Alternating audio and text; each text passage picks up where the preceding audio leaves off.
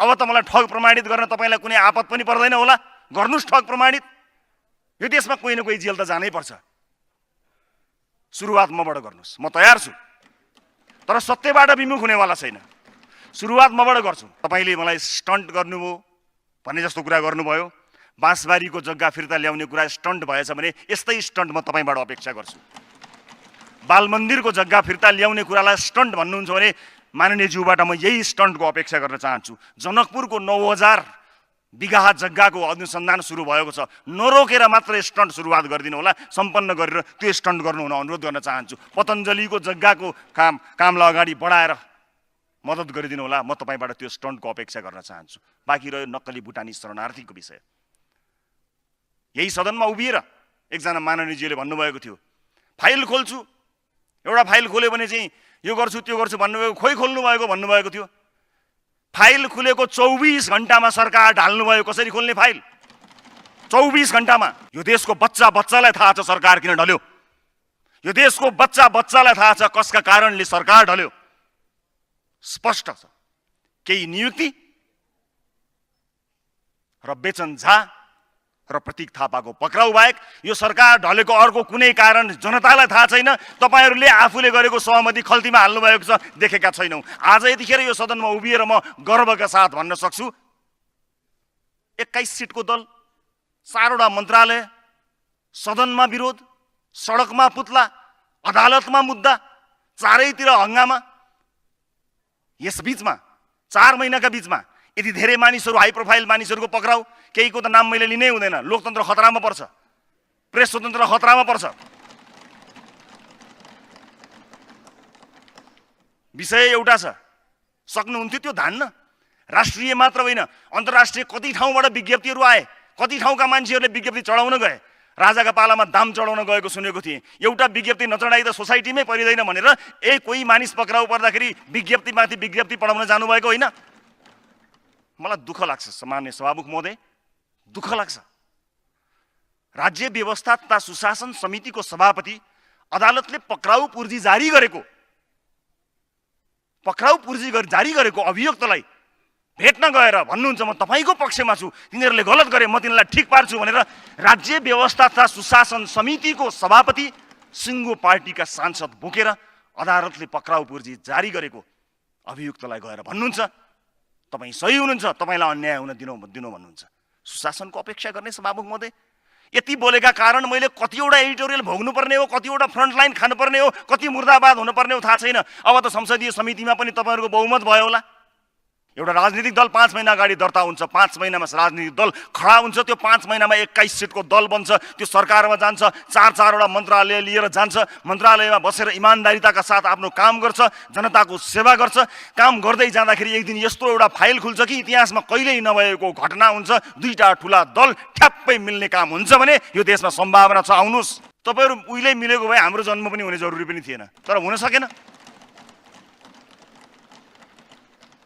हामीलाई धेरै मतदाताहरूले कहिलेकाहीँ भन्नुहुन्छ, हाम्रा शुभचिन्तकहरूले, तिमीहरूले सरकारमा गएर के गर्यौ? आज म आफ्ना 12 लाख मतदाताहरूलाई गर्वका साथ यो रोस्ट्रममा उभिएर भन्न चाहन्छु, हेर्नुहोस्, हामीले सरकारमा गएर एउटा यस्तो सुशासनको शङ्खनाद गर्यौं कि रातारात ऐतिहासिक रूपमा 2 ठुला दल एकै ठाउँमा आए। योभन्दा धेरै के गर्नु पर्यो? यो कस्तो सहमति होला सभामुख महोदय, जसलाई मध्यरातमा कुनै एउटा व्यापारीको घरमा बसेर गर्नुपर्ने अनि त्यसलाई राष्ट्रिय सहमतिको नाम दिनुपर्ने? राष्ट्रिय जस्ता गहन शब्दहरू, यसको परिभाषा कुनै एउटा व्यापारीको घरमा आजसम्म देशलाई, जनतालाई, आफ्ना दलका नेता कसैलाई थाहा नदिइकन गरिएको सहमतिलाई राष्ट्रिय भनेर लेपन लगाउँदा यो मानमर्दन भएको छ। राष्ट्रिय शब्दको मानमर्दन भएको छ सभामुख महोदय। यो सहमति हुन सक्ला, तर यो राष्ट्रिय सहमति होइन, कदापि होइन। राष्ट्रिय सहमति गर्नका लागि कसैले पनि, न हामीले, न उहाँहरूले, न कसैले पनि रातको अँध्यारोमा गर्नै पर्दैन। एकाएक रातारात संविधानको चिन्ता, व्यवस्थाको चिन्ता कसरी भयो? जब अनुसन्धानको सुई कसैको घरको ढोकामा ढकढकाउन पुग्यो त्यतिखेर तपाईहरुलाई संविधानको याद आयो? वास्तवमा पुराना नेताहरूसँग बसेर हामीले काम गर्दा मात्र होइन, सँगै तस्बिर खिच्दा पनि हामीलाई हाम्रा शुभचिन्तकहरूले गाली गरिरहेका छन्। तर मुलुकलाई निकास दिने कुरामा तपाईँ प्रतिबद्ध हुनुहुन्छ कि हुँदैन? तपाईँ प्रतिबद्ध हुनुहुन्छ भने तपाईँको उत्तरार्ध र हाम्रो शुभारम्भले एउटा राम्रो सङ्गम दिन सक्यो भने मुलुकमा सुशासनको एउटा नयाँ आयाम कायम हुन्छ। हिजो बलिदानी दिने बेलामा, हिजो राष्ट्रले ठुलो परिवर्तन मागेका बेलामा हामीले आफ्नो ज्यानको आहुति दिन पाएनौँ, सङ्घर्षमा उभिने अवसर हामीले पाएनौँ, सकेनौँ, जानेनौँ, भ्याएनौँ, थिएनौँ, व्यवस्था ल्याउनमा योगदान दिन त्यति योगदान दिन सकेनौँ, हामी लड्न सकेनौँ, हामी मर्न सकेनौँ। तर म यो सदनमा बसेर प्रतिबद्धता व्यक्त गर्न चाहन्छु सभामुख महोदय, यो व्यवस्था ल्याउनका लागि हामीले आफ्नो ज्यान दिन नसके तापनि यो व्यवस्था जोगाउनको निमित्त ज्यान दिन तयार छौँ। भनिएको छ अब ओह्रालो लाग्यो, काम छैन, केही छैन, यिनीहरूको केही काम छैन, सकिए अब ओह्रालो लाग्दैछ भनिएको छ। जो ओह्रालो लाग्छ, जो कमजोर छ, त्यसलाई सबै मिलेर लखेड्छन् सदनमा, सडकमा, पत्र पत्रिकामा, हेडलाइनमा, सम्पादकीयमा, अन्तर्राष्ट्रिय जगतले समेत विभिन्न अपिल निकालेर गर्छन् भने त्यो कमजोर होइन, त्यो सबभन्दा बलियो व्यक्तिका रूपमा, पार्टीका रूपमा होइन, सुशासनको एजेन्डा यो देशमा जबरजस्त स्थापित भयो। दुई ठुला राजनीतिक दलले त्यसलाई स्थापित गरिए हो। सुशासनको एजेन्डा अब नेपालमा सुरु भएको छ। यो कस्तो सहमति होला सभामुख महोदय, जसलाई मध्यरातमा कुनै एउटा व्यापारीको घरमा बसेर गर्नुपर्ने अनि त्यसलाई राष्ट्रिय सहमतिको नाम दिनुपर्ने? राष्ट्र, राष्ट्रिय जस्ता गहन शब्दहरू, यसको परिभाषा कुनै एउटा व्यापारीको घरमा आजसम्म देशलाई, जनतालाई, आफ्ना दलका नेता कसैलाई थाहा नदिइकन गरिएको सहमतिलाई राष्ट्रिय भनेर लेपन लगाउँदा यो मानमर्दन भएको छ। राष्ट्रियता शब्दको, राष्ट्रिय शब्दको मानमर्दन भएको छ सभामुख महोदय। यो सहमति हुन सक्ला, तर यो राष्ट्रिय सहमति होइन, कदापि होइन। राष्ट्रिय सहमति गर्नका लागि कसैले पनि, न हामीले, न उहाँहरूले, न कसैले पनि रातको अँध्यारोमा गर्नै पर्दैन। बरु हामीलाई आशंका छ एकाएक सहमतिमा पुग्नुपर्ने अवस्था कसरी पुग्यो? हामीलाई आशंका छ एकाएक रातारात संविधानको चिन्ता, व्यवस्थाको चिन्ता कसरी भयो? जब अनुसन्धानको सुई कसैको घरको ढोकामा ढकढकाउन पुग्यो त्यतिखेर तपाईहरुलाई संविधानको याद आयो? संविधानमा धेरै प्रश्नहरू छन्, संविधानलाई सुधार गर्नुपर्ने धेरै कुराहरू छन्। हो, संविधान चलाउनै नहुने दस्तावेज होइन, बेला बेलामा त्यसलाई परिमार्जन गर्नुपर्छ, त्यो बेला बेलामा त्यसलाई हेर्नुपर्छ, सच्याउनु पनि पर्छ होला। तर कुन अवस्थामा? यो अवस्थामा, अहिलेको अवस्थामा देशमा कुन सङ्कटकाल लागेको थियो सभामुख महोदय? देशमाथि कहीँबाट कतै हमला भएको थियो कि देशमाथि कुनै प्राकृतिक विपत्ति परेको थियो कि देशमा संविधान निर्माण गर्नुपर्ने थियो कि देशमा कुनै अन्य किसिमका विभिन्न चुनौतीहरूले सामना गर्नुपर्ने अवस्था आएको थियो? केही पनि आएको थिएन सभामुख महोदय। हामीले बुझ्दा, हामीले थाहा पाउँदा आएको भए त्यो के हो कहीँ कतै देख्न सुन्न नपाएपछि मलाई लाग्छ आएको थिएन। बस संविधान जोगाउने नाममा कसलाई जोगाउन खोजिएको त्यो सहमति पत्र आएपछि खुल्ला। तर आजको दिनमा संविधान जोगाउनका लागि यो सहमति भएको भन्ने कुरा कम्तीमा म, मेरो पार्टी र हामी यसलाई स्वीकार गर्न तयार छैनौँ। त्यसैले र यो सँगसँगै मध्यरातमा जब सहमति भएको थाहा भयो त्यस पछाडि साथीहरूले सहमति के भएको भन्ने थाहा छैन। अब राति भएको सहमति भोलिपल्ट राति फेरि बैठक भएर सहमति तोडियो भन्ने हो कि के हो त्यो पनि टुङ्गो छैन। तर त्यसबीचमा खोइ राजीनामा दिएको, खोइ राजीनामा दिएको, किन राजीनामा नदिएको, किन टाँसिएको, किन पदलोलुप भएको भन्ने आरोप रासोपालाई लाग्यो, हामीलाई लाग्यो। सम्माननीय सभामुख महोदय, देशमा बाढी पहिरो गइरहेको छ, जनता आपद विपदमा परेका छन्। बिहान उठ्दा मध्यरातमा दुई ठुला दलहरूले सहमति गरेको खबर आउँछ। के सहमति गर्यो देशलाई, जनतालाई थाहा छैन। हिजोसम्म सबै ठिकै थियो भन्ने बुझिएको थियो। देशमा कुनै आपद अप्ठ्यारो त्यस्तो परिस्थिति परेको कहीँ कतै देख्दा पनि देखिँदैन। तर त्यस्तो अवस्थामा, मुलुकको जिम्मेवारी लिनुपर्ने अवस्थामा बसेको बेलामा, सहमतिका बारेमा कुनै जानकारी प्राप्त नभएको अवस्थामा, अन्योलका बीचमा के हामीले राजनीतिक इमान छोड्दै अब हो सहमति बिग्रिएछ, दुईटा ठुला दलले सहमति गरे, अब तिनको सरकार बन्छ, के कतै कहीँ मन्त्री पो पाइन्छ कि कुनै ठाउँ पाइन्छ कि भनेर भागेर दौडेर जाने हो कि यहीँ बसेर जनता बचाउने काम गर्ने हो?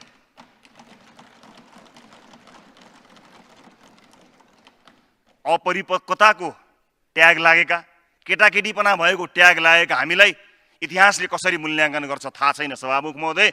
तर यो परिस्थितिमा, देशमा विपद परेका बेला, देशमा प्राकृतिक विपत्ति परेका बेला कुनै जानकारी बगैर मध्यरातमा भएको सहमतिमा हतार गरेर राजीनामा दिएर जिम्मेवारीबाट भाग्नुभन्दा पनि अन्तिम समयसम्म आफूले राजनीतिक रूपमा गरेको प्रतिबद्धताको पक्षमा डटेर उभिने निर्णय रासोपाले गर्यो। त्यही निर्णय स्वरूप आज हामी उपस्थित भएका छौँ। यसभन्दा अगाडि बोल्नुहुने ठुला दलका ठुला नेताहरूको भाषण मैले बारम्बार यो रोस्ट्रमबाट सुनेको छु, बाहिर पनि सुनेको छु। क्षमा गर्नुहोला, तपाईहरू जस्तो सम्मानित नेताहरू, यति सठिक ढङ्गले आफ्ना कुराहरू, आफ्ना तर्कहरू राख्न सक्ने नेताहरूले, कतिपय नेताहरूले त आज समय पनि उहाँहरूलाई बढी भयो, दिएको समय पनि पहेँलो बत्ती बल्दा पनि कुरा नसकिने नेताहरूको पहेँलो बत्ती बल्नुभन्दा अगाडि नै कुरा सकियो। त्यो कुरा सकिएको होइन, त्यो वास्तवमा आत्मविश्वास सकिएको हो। किनकि आत्मविश्वास थियो भने र आत्मविश्वास हुँदा कुन गर्जनका साथ तपाईहरू यो रोस्ट्रममा उभिनुहुन्छ त्यो इतिहासले देखेको छ, हामीले पनि देखेका छौँ। केही छैन, दुई ठुला दल मिलेर देशमा शान्ति हुन्छ, सुशासन हुन्छ, हामीलाई केही पनि भन्नु छैन। हामी तयार छौँ, हामीले खोजेको पनि त्यही हो। हामीले त देख्यौँ 30औं वर्षसम्म। तपाईहरू उहिले मिलेको भए हाम्रो जन्म पनि हुने जरुरी पनि थिएन, तर हुन सकेन। हामीलाई धेरै मतदाताहरूले कहिलेकाहीँ भन्नुहुन्छ, हाम्रा शुभचिन्तकहरूले, तिमीहरूले सरकारमा गएर के गर्यौ? आज म आफ्ना 12 लाख मतदाताहरूलाई गर्वका साथ यो रोस्ट्रममा उभिएर भन्न चाहन्छु, हेर्नुहोस्, हामीले सरकारमा गएर एउटा यस्तो सुशासनको शङ्खनाद गर्यौं कि रातारात ऐतिहासिक रूपमा दुई ठुला दल एकै ठाउँमा आए। योभन्दा धेरै के गर्नु पर्यो? सम्मान्य सभामुख महोदय, हाम्रो व्यवस्था अलिकति बेग्लै किसिमको छ। राजनीतिक भागभण्डाले गाजिएको छ। विभिन्न निकायहरूमा राजनीतिक भागभण्डाका आधारमा शक्तिहरूको बाँडफाँड भएको छ। त्यो आफैमा एउटा सेपरेसन अफ पावर, त्यो आफैमा लोकतन्त्रको एउटा खम्बा हो, एउटा महत्त्वपूर्ण कडी हो।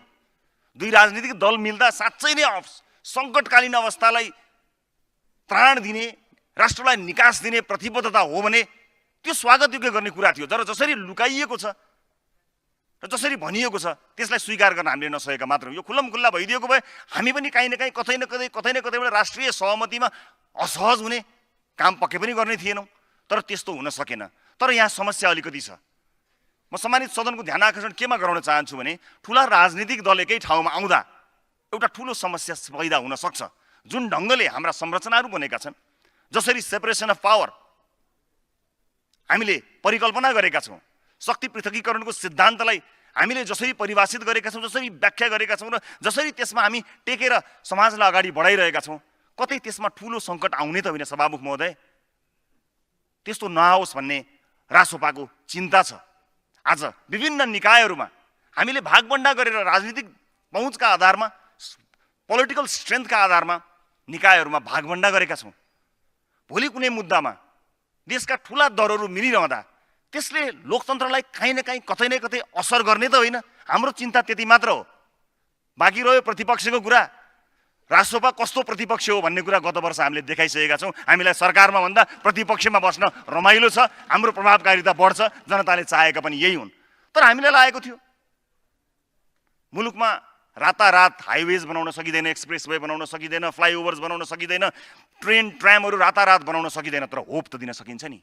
देश जहाँ सम्भावना छैन भनेर मानिसहरू घर छोडेर हिँडेका छन्, प्रत्येक घरका कोही न कोही मानिस विदेश गएका छन्, त्यहाँ आशा दिन सकिन्छ। हामीलाई मानिसहरूले अर्को चुनावसम्म तिमीहरू प्रतिपक्षमै बस भनेका थिए र हामीले प्राप्त गरेको मत पनि सरकारमा जाने मत थिएन पनि।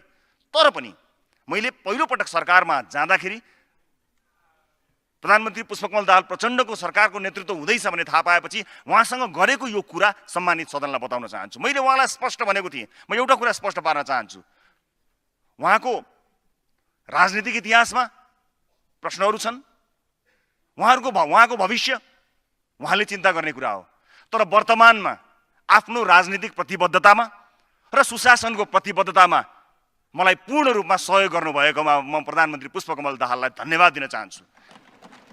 मैले भने इतिहासमा प्रश्नहरू छन्, भविष्य मेरो चिन्ताको विषय होइन। तर वर्तमानमा सुशासनका मुद्दामा गर्न खोजिएका काममा जसरी पहिलो दिन उहाँलाई भेट्दाखेरि मैले भनेको थिएँ, तपाईँ राजनीतिको उत्तरार्धमा हुनुहुन्छ, हामी राजनीतिको सुरुवातमा छौँ। यो सङ्गमलाई वास्तवमा पुराना नेताहरूसँग बसेर हामीले काम गर्दा मात्र होइन, सँगै तस्बिर खिच्दा पनि हामीलाई हाम्रा शुभचिन्तकहरूले गाली गरिरहेका छन्। तर मुलुकलाई निकास दिने कुरामा तपाईँ प्रतिबद्ध हुनुहुन्छ कि हुँदैन? तपाईँ प्रतिबद्ध हुनुहुन्छ भने तपाईँको उत्तरार्ध र हाम्रो शुभारम्भले एउटा राम्रो सङ्गम दिन सक्यो भने मुलुकमा सुशासनको एउटा नयाँ आयाम कायम हुन्छ। तपाईँ तयार हो भनेर उहाँलाई सोधेपछि उहाँ तयार हो भनिसकेपछि हामीले दलमा छलफल गरेर हामी कुरेर बसेर असल बनेर होइन, सँगै काम गरेर केही न केही योगदान दिएर अगाडि बढ्ने प्रतिबद्धताका साथ आएका थियौँ। त्यो प्रतिबद्धतामा उहाँ आजका मितिसम्म कायम हुनुभएको छ र यसैलाई अगाडि बढाउनको निमित्त योभन्दा अगाडि सरकारमा सहभागी हुँदाखेरि हामीसँग त्यति धेरै समय थिएन। सम्मानित अदालतको आदेशले मैले पदबाट मुक्त हुनु पर्यो। म पदबाट मुक्त भएसँगै पार्टीले पनि सरकार छोड्ने निर्णय गर्यो। हामीले चाहेका कयौँ चिजहरू गर्न सकेका थिएनौँ। यसपटक चेकलिस्ट सहित आएका थियौँ, तर त्यही चेकलिस्टलाई कसै न कसैले फेक लिस्ट पनि भनेका छन्। म स्पष्ट पार्न चाहन्छु के गर्यो 4 महिनामा भनेर। हामी आफै सन्तुष्ट छैनौँ। हामीले आफैलाई जुन अवस्थामा सोचेका थियौँ, जति काम गर्न सक्छौँ भनेका थियौँ, हामी हाम्रो मूल्याङ्कनमा सन्तुष्ट छैनौँ। तर यो 3 महिनामा 4 महिनाको अवधिमा जतिखेर संसदमा 2.5 महिनासम्म निरन्तर ठगीको आरोप लागिरह्यो, सडकमा पुतला जलिरह्यो, त्यस्तो अवस्थाका बीच अदालतमा मुद्दा ठेली प्रहरी कार्यालयहरूमा सधैँभरि कुनै न कुनै निवेदनका कुरा लिएकै बीचमा पनि एडिटोरियल र फ्रन्ट पेजहरू भरिभराउ भएको परिप्रेक्ष्यमा पनि हामीले नेपाली जनताको पक्षमा इमानदार भएर काम गर्यौँ। म यति चाहिँ सम्मानित सदनलाई भन्न चाहन्छु। के गर्यौ, कसो गर्यौ, गर्न धेरै सकिन्थ्यो होला, तर यही 3 महिनाको अवधिमा हामीले कुनै समय यही सम्मानित सदनको सभामुखको आसीन हुनुहुने कृष्णबहादुर महरा जस्तो व्यक्तिलाई सुनकाण्डमा फेरि पनि त्यो प्रतिवेदनका आधारमा उहाँ लगायतका मानिसहरूको पक्राउ गर्ने कार्य हामीले जिम्मेवारी सम्हालेपछि अगाडि बढ्यो। फरार भनिएका दिपेश पुन लगायत, कालीबहादुर खाम लगायत र पछिल्लो समय प्रतीक थापा,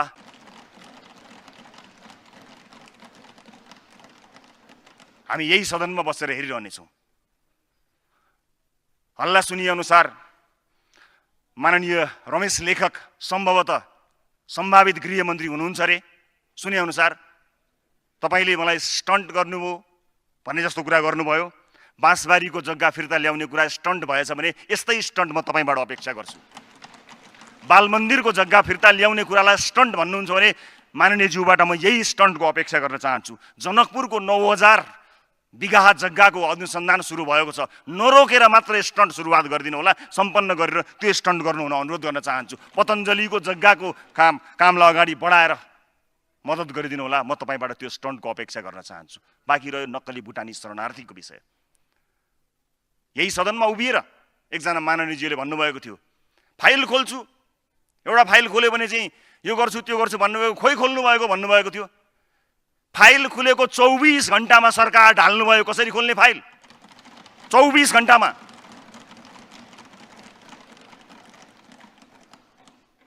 सरकार के कारणले ढल्यो, हाम्रो सहमति के भयो भनेर तपाईहरुले सदनलाई ढाँट्नुभयो। यो देशको बच्चालाई थाहा छ सरकार किन ढल्यो। यो देशको बच्चालाई थाहा छ कसका कारणले सरकार ढल्यो। स्पष्ट छ। केही नियुक्ति र बेचन झा र प्रतीक थापाको पक्राउ बाहेक यो सरकार ढलेको अर्को कुनै कारण जनतालाई थाहा छैन। तपाईहरुले आफूले गरेको सहमति खल्तीमा हाल्नु भएको छ, देखेका छैनौ। आज यतिखेर यो सदनमा उभिएर म गर्वका साथ भन्न सक्छु 21 सिटको दल, 4 वटा मन्त्रालय, सदनमा विरोध, सडकमा पुतला, अदालतमा मुद्दा, चारैतिर हंगामा। यस बीचमा 4 महिनाका बीचमा यति धेरै मानिसहरू, हाई प्रोफाइल मानिसहरूको पक्राउ, केहीको त नाम मैले लिनै हुँदैन। लोकतन्त्र खतरामा पर्छ, प्रेस स्वतन्त्र खतरामा पर्छ। विषय एउटा छ, सक्नुहुन्थ्यो त्यो धान्न। राष्ट्रिय मात्र होइन, अन्तर्राष्ट्रिय कति ठाउँबाट विज्ञप्तिहरू आए, कति ठाउँका मान्छेहरूले विज्ञप्ति चढाउन गए। राजाका पालामा दाम चढाउन गएको सुनेको थिएँ। एउटा विज्ञप्ति नचढाइ त सोसाइटीमै परिदैन भनेर कोही मानिस पक्राउ पर्दाखेरि विज्ञप्तिमाथि विज्ञप्ति पढाउन जानुभएको होइन। मलाई दुःख लाग्छ सामान्य सभामुख महोदय, दुःख लाग्छ। राज्य व्यवस्था तथा सुशासन समितिको सभापति अदालतले पक्राउ पूर्जी जारी गरेको अभियुक्तलाई भेट्न गएर भन्नुहुन्छ म तपाईको पक्षमा छु, तिनीहरूले गलत गरे, म तिनीलाई ठिक पार्छु भनेर राज्य व्यवस्था तथा सुशासन समितिको सभापति सिङ्गो पार्टीका सांसद बोकेर अदालतले पक्राउ पूर्जी जारी गरेको अभियुक्तलाई गएर भन्नुहुन्छ तपाईँ सही हुनुहुन्छ, तपाईँलाई अन्याय हुन दिनु भन्नुहुन्छ। सुशासनको अपेक्षा गर्ने सभामुख महोदय, यति बोलेका कारण मैले कतिवटा एडिटोरियल भोग्नुपर्ने हो, कतिवटा फ्रन्टलाइन खानुपर्ने हो, कति मुर्दाबाद हुनुपर्ने हो थाहा छैन। अब त संसदीय समितिमा पनि तपाईँहरूको बहुमत भयो होला। अब त मलाई ठग प्रमाणित गर्न तपाईँलाई कुनै आपत पनि पर्दैन होला। गर्नुस् ठग प्रमाणित। यो देशमा कोही न कोही जेल त जानै पर्छ। सुरुवात मबाट गर्नुस्, म तयार छु, तर सत्यबाट विमुख हुनेवाला छैन। सुरुवात मबाट गर्छु। सम्माननीय सभामुख महोदय, मैले आफ्नो कार्यकालमा औपचारिक उद्घाटनलाई कहिले पनि प्राथमिकता दिइनँ। मलाई यी उद्घाटनहरूमा त्यति धेरै विश्वास पनि छैन। मैले औपचारिक उद्घाटनमा आफूलाई समय खर्च पनि गर्न चाहिनँ। तर मैले एउटा औपचारिक उद्घाटन गरेँ सभामुख महोदय, त्यो नेपालगञ्जको एउटा जेलको उद्घाटन गरेँ मैले। त्यहाँ मेरो नाममा शिलालेख लेखिएको छ उद्घाटन गर्ने भनेर। किनकि मलाई थाहा छ राम्रो काम गर्न सकिएछ, साथ पाइएछ भने भ्रष्टहरूलाई जेलमा हाल्छु, सकिनछु भने तिनले मलाई जेलमा हाल्नेछन्। त्यसकारणले मैले जेलको उद्घाटन चाहिँ गरेर आएको छु, यो सोचेर कि कुनै न कुनै दिन सुशासनको यो एजेन्डा जसलाई लिएर नयाँ राजनीतिक दल आएको छ, नयाँ मानिसहरू आएका छन्, त्यसलाई सम्पन्न गर्नको निमित्त नयाँ पुस्ता आउनेछ। सम्माननीय सभामुख महोदय, हिजो बलिदानी दिने बेलामा, हिजो राष्ट्रले ठुलो परिवर्तन मागेका बेलामा हामीले आफ्नो ज्यानको आयुधि दिन पाएनौँ। सङ्घर्षमा उभिने अवसर हामीले पाएनौँ, सकेनौँ, जानेनौँ, भ्याएनौँ, थिएनौँ। व्यवस्था ल्याउनमा योगदान दिन सकेनौँ। हामी लड्न सकेनौँ, हामी मर्न सकेनौँ। तर म यो सदनमा बसेर प्रतिबद्धता व्यक्त गर्न चाहन्छु सभामुख महोदय, यो व्यवस्था ल्याउनका लागि हामीले आफ्नो ज्यान दिन नसके तापनि यो व्यवस्था जोगाउनको निमित्त ज्यान दिन तयार छौँ।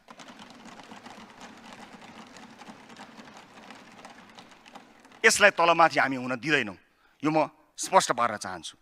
संसारभरि रहेका नेपाली दाजुभाइ दिदीबहिनीहरू जो क्षमतावान हुनुहुन्छ, नेपालमा कहिले आउने, किन आउने, कसरी आउने भन्नुहुन्छ, म उहाँहरूलाई स्पष्ट एउटा कुरा बताउन चाहन्छु सभामुख महोदय मार्फत कि एउटा राजनीतिक दल 5 महिना अगाडि दर्ता हुन्छ, 5 महिनामा राजनीतिक दल खडा हुन्छ, त्यो 5 महिनामा 21 सिटको दल बन्छ, त्यो सरकारमा जान्छ, 4-4वटा मन्त्रालय लिएर जान्छ, मन्त्रालयमा बसेर इमान्दारिताका साथ आफ्नो काम गर्छ, जनताको सेवा गर्छ। काम गर्दै जाँदाखेरि एक दिन यस्तो एउटा फाइल खुल्छ कि इतिहासमा कहिल्यै नभएको घटना हुन्छ, 2टा ठुला दल ठ्याप्पै मिल्ने काम हुन्छ भने यो देशमा सम्भावना छ, आउनुस्। यो देशमा सम्भावना छ, अथाह सम्भावना छ। खालि त्यसको सुरुवात मात्र हामीले गरेका हौँ। भनिएको छ अब ओह्रालो लाग्यो, काम छैन, केही छैन, यिनीहरूको केही काम छैन, सकिए अब ओह्रालो लाग्दैछ भनिएको छ। जो ओह्रालो लाग्छ, जो कमजोर छ, त्यसलाई सबै मिलेर लखेड्छन् सदनमा, सडकमा, पत्रपत्रिकामा, हेडलाइनमा, सम्पादकीयमा। अन्तर्राष्ट्रिय जगतले समेत विभिन्न अपिल निकालेर गर्छन् भने त्यो कमजोर होइन, त्यो सबभन्दा बलियो व्यक्तिका रूपमा, पार्टीका रूपमा होइन। सुशासनको एजेन्डा यो देशमा जबरजस्त स्थापित भयो, 2 ठुला राजनीतिक दलले त्यसलाई स्थापित गरिए हो। सुशासनको एजेन्डा अब नेपालमा सुरु भएको छ। सम्माननीय सभामुख महोदय, अहिले के सुन्न थालिएको छ भने कांग्रेस र एमाले यति ठुला दल हुन् कि यी दुई मिलेपछि अब देशमा जे गरे पनि हुन्छ, संविधान संशोधनदेखि अनेक नीति एवं संस्थागत उथलपुथल हुन्छ भनिएको छ। यो अराजनीतिक, अलोकतान्त्रिक सोच र अङ्कगणितीय आधारमा पनि गलत छ। गत निर्वाचनमा के भएको थियो म अलिकति स्पष्ट पार्न चाहन्छु। गत निर्वाचनमा लगभग 70% योग्य मतदाताले कांग्रेस वा एमालेलाई भोट हालेनन्। यो कुरा हामीले जान्नुपर्छ। अहिले भनिएको छ 2टा पार्टी मिलेपछि सबै चिज हुन्छ, होइन। त्यसलाई म स्पष्ट पार्न चाहन्छु। लगभग 70% योग्य मतदाताले कांग्रेस एमालेलाई भोट हालेनन्। कांग्रेसले पाएको मत जम्मा 27,15,000 हो भने एमालेले 28,45,000 मत हो। यो तल्लो सदनमा यो सिटको जुगाड गरेर 2/3 पुग्न सक्ला सबै मिलेर, तर नेपालका कुल मतदाता संख्या 1,80,00,000 को अनुपातमा तपाईहरुको मत भनेको 30% जति मात्रै हो। 2048 पछिका 7वटा निर्वाचन नतिजा निहाल्दा पनि आज 3 करोड जनताको देश नेपालमा कांग्रेस वा एमालेले अहिलेसम्म को हेर्दा कहिले पनि 32 लाख अर्थात् 11% भन्दा बढी मत पाएका छैनन्। कुल मतदाता संख्यामा 60% वृद्धि हुँदा पनि यो सदनको ठूलो दल कांग्रेसले 2079 सालमा पाएको मत 2048 सालमा पाएको मत भन्दा कम मत हो। त्यसकारणले सम्पूर्ण हो भन्ने कुराको जुन भाष्य बनाइएको छ म त्यसलाई खण्डन गर्न चाहन्छु। त्यसैले अङ्कगणितीय भ्रम होइन, नैतिक वैधताको जगमा आगामी दिनहरूमा आफ्ना कदमहरू चाल्नु होला। 33 वर्ष विगत त्यति राम्रो होइन छैन। तुरुन्तै फेरिनुहुन्छ भन्ने कुरा हामीलाई लाग्दैन। तर सत्कर्म गरेर नयाँ सुरुवात गर्ने सुविधा, त्यसमा नेपालीहरू सहनशील छन्, समाज सहनशील छ, त्यो सुविधा हामी तपाईँलाई दिन चाहन्छौँ। हेक्का चाहिँ के रहोस् भने काङ्ग्रेस एमालेलाई भोट नहालेका यस देशका 70% हिस्साको हामी मुख्य अंशियार हौँ। त्यो 70% जसले काङ्ग्रेस एमालेलाई भोट हालेको होइन, त्यसका प्रमुख अंशियार मध्ये हामी त्यसका अंशियार हौँ। यो जनाधारको विस्तार गर्नु नै हाम्रो राजनीतिको मूल उद्देश्य हो। रासोपा सकिने वा सिद्ध्याउन सकिने शक्ति होइन। घन्टी चुनाव चिन्ह अबका मतपत्रहरूमा सदा रहिरहनेछन्। हामी भ्रष्टाचार र विचलनका मुद्दामा निर्मल ढङ्गले प्रस्तुत हुनेछौँ र सुशासन र समुन्नतिका विषयमा तपाईँहरूले चाल्नु भएको हरेक कदममा सहकार्य गर्ने प्रतिबद्धता पनि म आज यहीँ उभिएर यहाँहरूलाई प्रस्तुत गर्न चाहन्छु। सम्माननीय सभामुख महोदय, अब मैले सकिहालेँ। म छोटा केही कुराहरू यहाँहरू समक्ष प्रस्तुत गर्न चाहन्छु। विशेष गरेर सकिहाल्ने सभामुख महोदय, केही छोटो जानकारीहरू मात्र छन् यहाँ।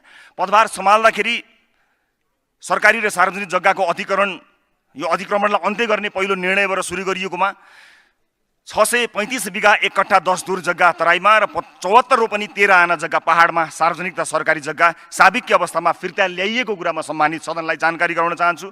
पदभार सम्हालेको एक साता नबुझ्दै आन्दोलनरत मिटर ब्याज तथा ठगी विरुद्ध किसान मजदुर सङ्घर्ष समिति नेपालसँग सहमति गरी मन्त्री परिषदको चैत्र 8 गतेको निर्णयले अनुचित लेनदेन मिटर ब्याज सम्बन्धी जाँचबुझ आयोग गठन भयो।